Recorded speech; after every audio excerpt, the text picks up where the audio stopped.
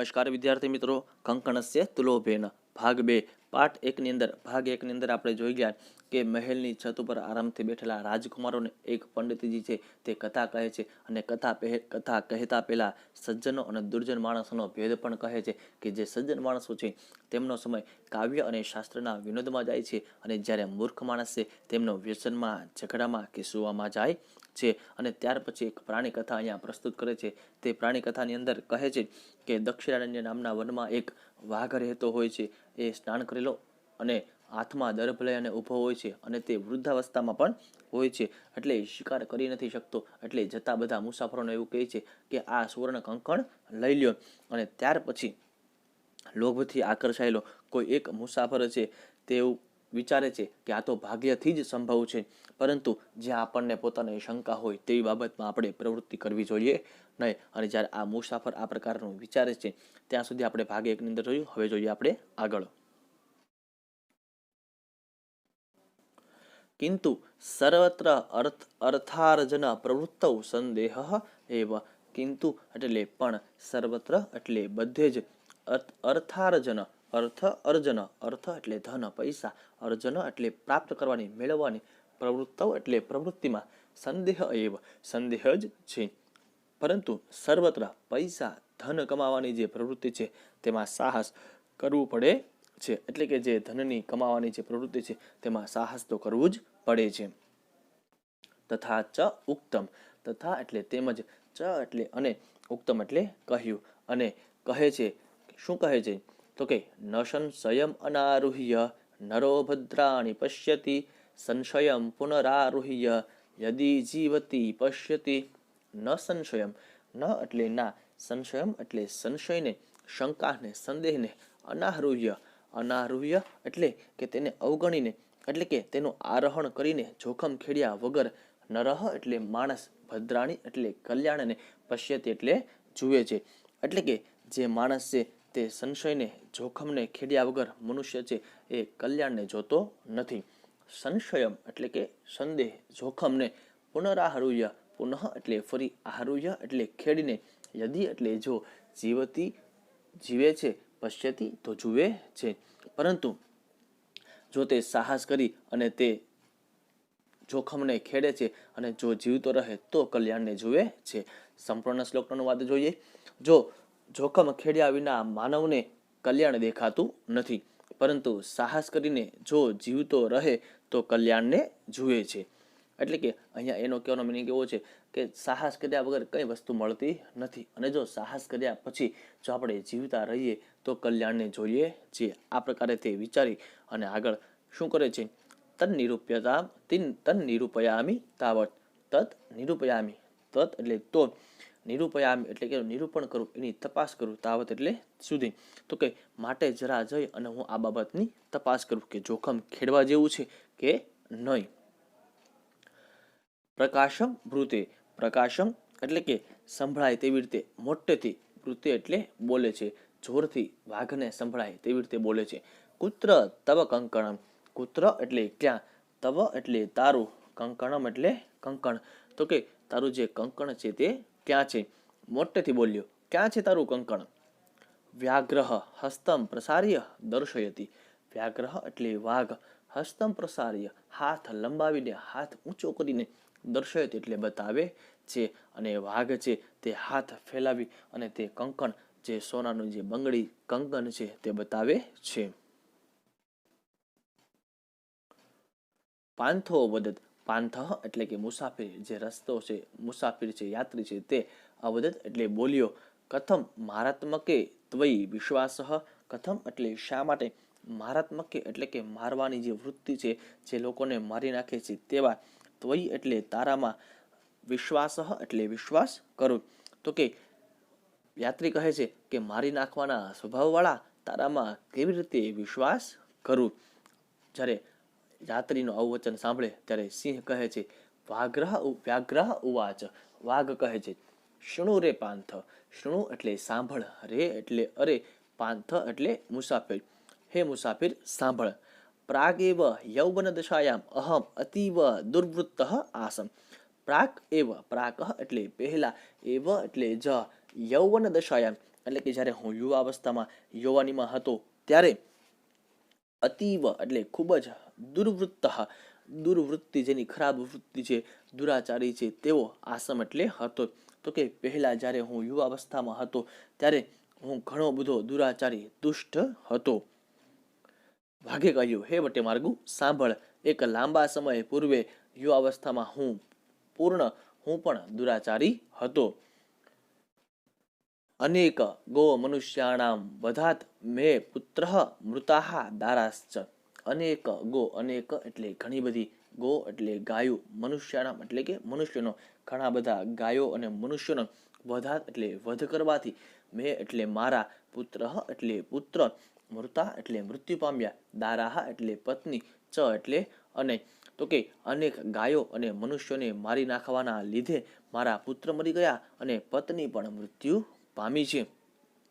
વંશહીનમ ચાહમ જાતઃ. વંશહીનમ એટલે કે વંશ વગરનો, ચ એટલે અને, અહમ એટલે હું, જાતઃ એટલે થયો છું, અને હું વંશ સંતાન વિનાનો બની ગયો છું. તતઃ કેનચિત ધાર્મિકેણ અહમ ઉપદિષ્ટ દાન ધર્મમ ચરતુ ભવાનીતિ. તતઃ એટલે તેથી, કેનચિત ધાર્મિકેણ, કેનચિત એટલે કોઈક, ધાર્મિકેણ એટલે કે જે નિષ્ઠાવાન છે, જે ધર્મનિષ્ઠ છે તેવા માણસે, અહમ એટલે મને, ઉપદિષ્ટ એટલે ઉપદેશ આપ્યો, દાન ધર્મમ દાનનો જે ધર્મ છે તેને, ચરતુ એટલે કે એનું આચરણ કરો, ભવાન ઇતિ ભવાન એટલે તમે એમ.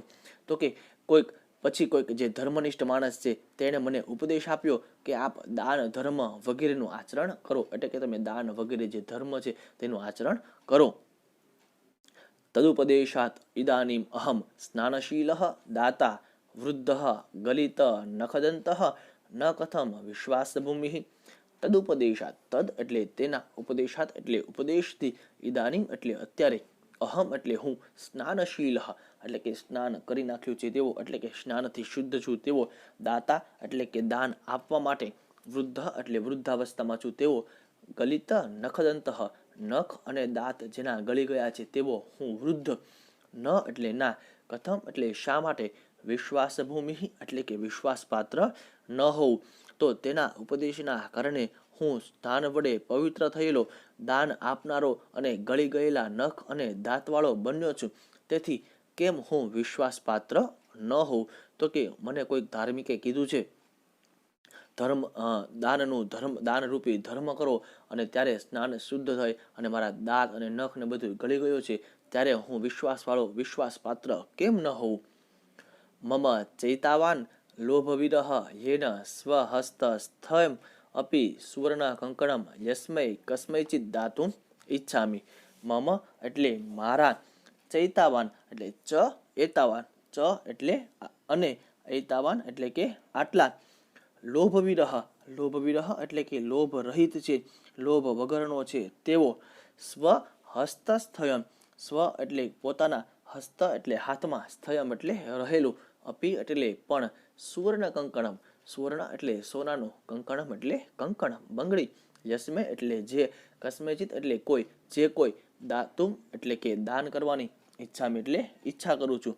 એટલે કે અને મારે તો લોભનો એટલો બધો અભાવ છે, એટલે કે હું લોભથી એટલો બધો રહિત છું કે જેથી પોતાના હાથમાં રહેલા હોવા છતાં પણ સુવર્ણના કંકણને ગમે તેને આપવા ઈચ્છું છું. તો અહીંયા એવું કહે છે કે મારે પાસે કોઈ લોભ વગરનો છું, હું લોભ રહિત છું, અને જે કોઈ માણસ આવે તેને હું આ આપવા માટે ઈચ્છું છું. ત્વમ ચ અતીવ દુર્ગત, ત્વમ એટલે તું, ચ એટલે અને, અતીવ એટલે ખૂબ, દુર્ગત એટલે કે દુર્દશા એટલે કે જેની દુર્ગતિ છે તેવો. તો કે તું તો અત્યંત દુર્દશા પામેલો છો. તેન તત્તુભ્યમ દાતુમ સયત્નોહમ. તેન એટલે તેથી, તત્તુભ્યમ તે, તુભ્યમ એટલે તને, દાતુમ એટલે આપવા માટે, સયત્નોહમ સયત્ન એટલે પ્રયત્નની સાથે, એટલે કે હું પ્રયત્ન કરવા માંગુ છું, તેને આપવા માંગુ છું. તેથી તે તને હું આપવા માટે પ્રયત્ન કરું છું. તદત્ર સરસી સ્નાત્વા સુવર્ણ કંકણમ ઇદમ ગૃહાણ. તદત્ર એટલે તદ એટલે તો, અત્ર એટલે અહીં, સરસી એટલે સરયુમાં, એટલે કે આજે સરોવર જે તળાવ છે તેમાં, સ્નાત્વા એટલે સ્નાન કરીને, સુવર્ણ કંકણમ, સુવર્ણ કંકણ, સોનાનું કંકણ, ઇદમ એટલે આ, ગૃહાણ એટલે ગ્રહણ કર. તો અહીં આ સરોવરમાં સ્નાન કરીને આ સુવર્ણ કંકણનો સ્વીકાર કર. તતો યાવદસૌ તદ્વચઃ પ્રીતઃ લોભાત સ્નાતુમ સરઃ પ્રવિષ્ટઃ. તતઃ એટલે પછી, યાવત અસૌ, યાવત એટલે જે, અસૌ એટલે આના, તત્વચન, તત એટલે તેવા, વચઃ એટલે વચન, વાક્યો, પ્રીતઃ એટલે પ્રસન્ન થયેલો, લોભાત એટલે લોભથી, સ્નાતુમ એટલે નદીમાં નાહવા માટે, સ્નાન કરવા માટે, પ્રવિષ્ટ એટલે પ્રવેશ કરે છે. અને આના લોભી વચનો દ્વારા પ્રસન્ન થયેલો જે યાત્રી છે તે સ્નાન કરવા માટે એ તળાવમાં પ્રવેશ કરે છે. તાવન મહાપંકે નિમગ્ન, તાવન એટલે ત્યારે, મહાપંકે એટલે કે આ વિશાળ કાદવ છે તેમાં, નિમગ્ન, નિમગ્ન એટલે ડૂબી જાય છે. અને પછી આ જે ઊંડું કાદવ છે તેની અંદર તે ડૂબી જાય છે. પલાયિતુમ અક્ષમઃ, પલાયિતુમ એટલે કે ભાગવા માટે, નાસી જવા માટે, અક્ષમઃ એટલે કે જઈ શકતો નથી. સંપૂર્ણ જોઈએ તો કે પછી તેના વચનથી પ્રસન્ન થયેલો યાત્રી લોભને કારણે સરોવરમાં સ્નાન કરવા માટે પ્રવેશ્યો, અને જેવો પ્રવેશ કરે છે તેવો જ ઊંડા કાદવમાં ડૂબી ગયો અને નાસી જવા માટે અસમર્થ બન્યો, એટલે કે તે એમાં ફસાઈ જાય છે અને ભાગી શકતો નથી. તમ પંકે પતિતમ દ્રષ્ટવા વ્યાઘ્રો અવદદ, તમ એટલે તેને, પંકે એટલે કાદવમાં, પતિતમ દ્રષ્ટવા પડેલો જોઈને, વ્યાઘ્ર અવદદ, વ્યાઘ્ર એટલે વાઘ, અવદદ એટલે બોલે છે, અને તેને કાદવમાં પડેલો જોઈને વાઘ બોલ્યો. અહહ મહાપંકે પતિતો અસ્તિ, અહ એટલે અરે, મહાપંકે એટલે કે ઊંડા કાદવમાં, પતિતઃ અસ્મિ તું પડ્યો છો, અરે રે તું ઊંડા કાદવમાં પડ્યો છે. અતઃ ત્વામ અહમ ઉત્થાપયામિ, અતઃ એટલા માટે, ત્વામ એટલે તને, અહમ એટલે હું, ઉત્થાપયામિ એટલે ઊભો કરું, આથી હું તને ઊભો કરું છું. ઇત્યુક્ત્વા શનૈઃ શનૈ રૂપગમ્ય તેન વ્યાઘ્રેણ ધૃતઃ સ પાંથો અચિંતયત. ઇત્યુક્ત્વા આ પ્રકારે બોલીને, શનૈઃ શનૈઃ એટલે કે ધીરે ધીરે એટલે કે ધીમે ધીમે, ઉપગમ્ય એટલે એ યાત્રીની પાસે જઈને, વ્યાઘ્રેણ ધૃતઃ વાઘે તેને પકડી લીધો. ધીમે ધીમે વાઘ છે તે સરોવરની પાસે જાય છે અને તે માણસને પકડી લે છે. સ પાંથો, સ એટલે તે, પાંથ એટલે યાત્રી છે તે, અચિંતિત અને તે યાત્રી છે તે વિચારે છે. સંપૂર્ણ જોઈએ. એમ કહીને ધીમે ધીમે તે એની પાસે ગયો અને તે વાઘે છે એ પડેલા મુસાફરને પકડી લીધો, અને તે મુસાફર છે તે વિચારે છે. શું વિચારે છે? તો કે ન ધર્મશાસ્ત્રમ પઠિતીતિ કારણમ ન ચાપી વેદાધ્યયનમ દુરાત્મના સ્વભાવ એવાત્ર તથાતિરિચ્યતે યથા પ્રકૃત્યા મધુરમ ગવામ્પયઃ. ન ધર્મશાસ્ત્રમ એટલે કે ધર્મશાસ્ત્રને નહીં, પઠિતી ભણ્યું છે તે, કારણમ એટલે કારણ, તો કે ધર્મશાસ્ત્ર ભણે છે તે કારણે નહીં, ન ચ અપી, ન એટલે ના, ચ એટલે અને, અપી એટલે પણ, વેદાધ્યયન વેદના અધ્યયનથી પણ નહીં, તેમજ વેદનું અધ્યયન કરે છે તેને લીધે પણ નહીં. દુરાત્મના એટલે કે જે દુષ્ટ દુરાચારી માણસ હોય છે તે, સ્વભાવ એટલે કે સ્વભાવ, એવાત્ર એવ એટલે જ, અત્ર એટલે અહીં, તથાતિરિચ્યતે, તથાતિરિચ્યતે એટલે એ પ્રમાણે આગળ વધી જાય છે, એટલે કે એ આગળ જાય છે, યથા એટલે જેમ, પ્રકૃત્યા એટલે પ્રકૃતિથી, કુદરતી રીતે સ્વભાવથી જ, મધુરમ એટલે મધુર, ગવામ એટલે ગાયનું, પયઃ એટલે દૂધ. સંપૂર્ણ વાક્ય જોઈએ.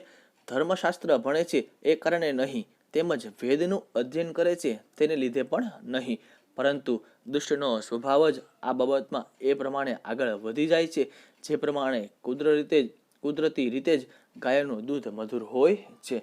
તો મિત્રો અહીંયા એવો મિનિંગ એવો કહેવા માંગે છે કે જે દુષ્ટ માણસો છે એ ગમે તેટલી સારી સારી વાતો મારે, પણ છેવટે તેનો જે દુષ્ટ સ્વભાવ, તેનો જે દુરાચાર છે તે જ પ્રકટ કરતા હોય છે. જેમ ગાયનું દૂધ છે તે સ્વભાવથી જ પ્રકૃતિથી જ મધુર હોય છે, તેવી રીતે જે દુષ્ટ માણસો હોય છે એ મીઠી મીઠી વાતો કરી અને છેવટે પોતાની દુષ્ટતામાં જ આપણને ફસાવી લે છે. આગળ જોઈએ તો અહીંયા એ જે યાત્રી છે તે આ પ્રકારે વિચારે છે. તન્મયા ભદ્રમ ન કૃતમ યદત્ર મારાત્મકે વિશ્વાસઃ કૃતઃ ઇતિ ચિંતયન્નેવાસૌ વ્યાઘ્રેણ ધૃત્વા વ્યાપાદિતઃ ખાદિતશ્ચ. તન્મયા, તત એટલે તે, મયા એટલે મેં, ભદ્રમ ન કૃતમ ભદ્રમ એટલે કલ્યાણ, સારું, ન કૃતમ સારું કર્યું નથી. યદત્ર યદ એટલે કે, અત્ર એટલે અહીં, મારાત્મકે એટલે કે જે મારવાની વૃત્તિ છે, જેની જે હિંસક છે તેવાની ઉપર વિશ્વાસ કૃત એની ઉપર વિશ્વાસ કર્યો છે. ઇતિ એમ ચિંતયન નેવાસૌ, ચિંતન એટલે વિચારીને, અસૌ એટલે આને, વ્યાઘ્રેણ એટલે કે વાઘે, ધૃત્વા એટલે પકડીને, વ્યાપાદિત અને એને મારી નાખે છે, અને ખાદિત ચ અને ખાઈ જાય છે. તો મેં અહીં ઘાતકી સ્વભાવવાળા વાઘ પર વિશ્વાસ મૂક્યો, એ સારું કર્યું નથી. આમ વિચાર કરતો રહ્યો તેવામાં તો તેને હાથે પકડીને મારી નાખ્યો, અને વાઘ છે તે તેને ખાઈ જાય છે.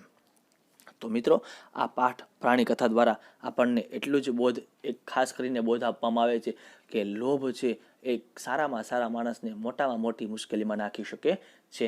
અને એટલા માટે એક નાનકડી એવી પંક્તિ છે, લોભ પાપસ્ય કારણમ, એ લોભ છે એ પાપનું મૂળ છે. તો માટે મિત્રો, કોઈ પણ બાબતમાં લોભ કરશો નહીં. બધી જ વસ્તુ તમે પરિશ્રમ અને મહેનત દ્વારા તમે, તમારામાં એવી આવડત છે કે તમે બધી વસ્તુ પ્રાપ્ત કરી શકો છો. તો ચાલો મિત્રો, અહીંયા આપણો પાઠ છે તે પૂર્ણ થાય છે. ફરીથી આપણે આગળના પાઠે મળીશું. વિદ્યાર્થી મિત્રો, આ ટોપિકને લઈને કોઈ પ્રશ્ન હોય તો તમે કોમેન્ટ બોક્સમાં કોમેન્ટ કરી શકો છો. અને મિત્રો, હજુ સુધી તમે અમારી ચેનલ સબસ્ક્રાઇબ નથી કરી તો સબસ્ક્રાઇબ કરી નાખજો, જેનાથી આગળના વિડીયો તમને સમયસર મળતા રહે.